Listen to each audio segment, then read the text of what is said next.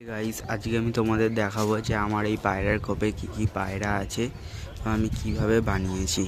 ঠিক আছে, তোমরা দেখতে থাকো। এই যেটা আমার পায়রা খোপের গেট, দেখো এখানে কি কি পায়রা আছে।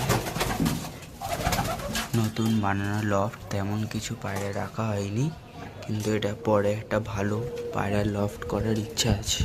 এটা হচ্ছে নরের সেকশন। এর পাশে চলে আসছে আমাদের মাদির সেকশন, কিছু মাদিও রয়েছে। একটা মাদির খোপ চলে গেল। এরপরে আছে জোড়ার খোপ। জোড়ার বাচ্চাদের যাতে না অসুবিধা হয়, এই গেটে আমাদের মশাই লাগানো আছে।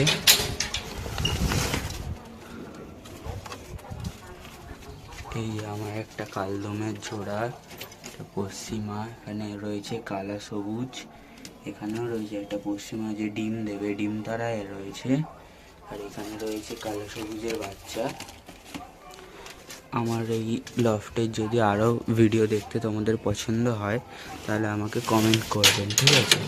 এই হচ্ছে আমার লোকেশন, এখান থেকে আমি পায়রা ওড়াই। এই পায়রার খাঁচা করা রয়েছে এখানে।